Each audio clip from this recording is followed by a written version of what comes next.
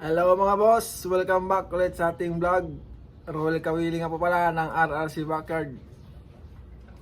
Magbibigay lang tayo ng konting update sa ating mga late born. Binaba ko na kasi sila sa brooder kasi nagpe-feather picking na sila.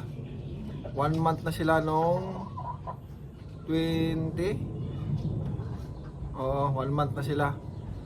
So naisipan ko ibaba kasi maliban sa nagpe-feather picking, naghahabulan pa at medyo masikip na. So papakita ko sa inyo. Let's go! So dito ko sila lilagay mga boss.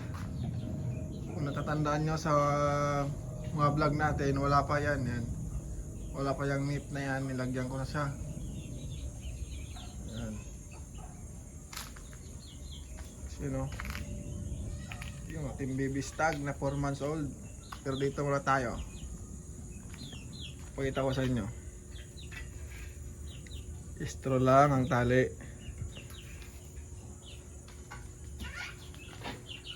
Ayan. Mga healthy. Walang nagkasakit dyan sa kanila mga boss. Simula nung mapisa yan. At walang nabawas dyan. Walang namatay.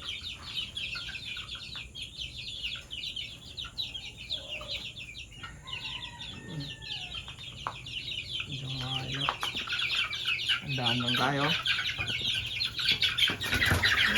Yeah.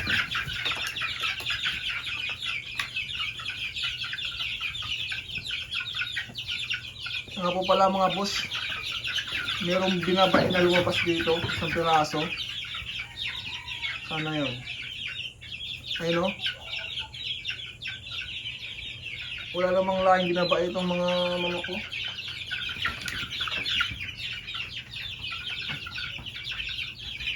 Kulay itim.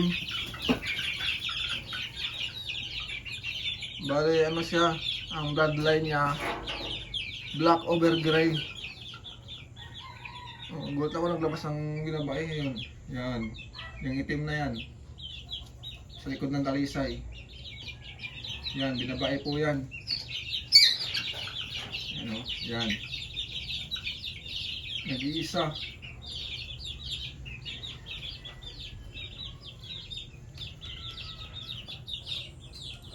Meron tayong mga gray. 3 piraso.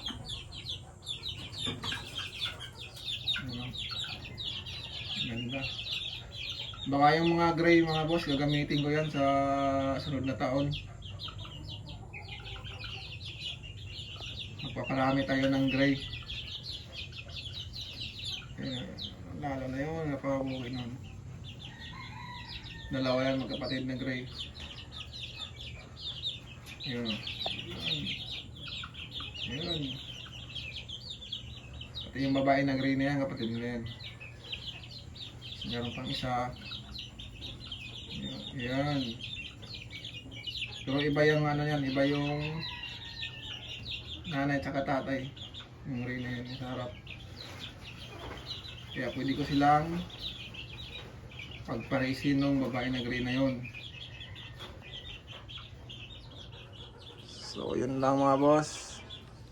Nilagyan ko sila ng ilaw. Yan, 2 piraso. Andun yung isa. Ayan. Para iwas sa lamok na maaaring magkaroon ng bulutong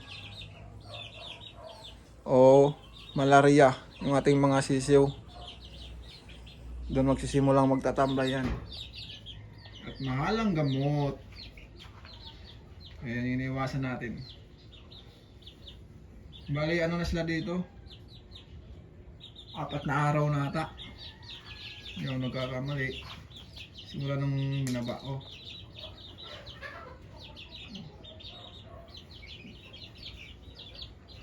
So yun lang mga boss. Sa sunod na video naman natin mga boss, papakita ko naman sa inyo yung ating baby stag. Ayan o. Diyan ko na sila nilagay. 3 araw na rin sila dyan. Meron pang 3 doon sa kulungan. Wala pa akong lagayan mga boss eh. So, ayun, na-update ko kayo sa sunod na video natin. So yun lang mga boss, maraming salamat. Please pa-subscribe naman sa ating YouTube channel sa mga hindi pa nakapag-subscribe. Subscribe naman. Thank you. God bless.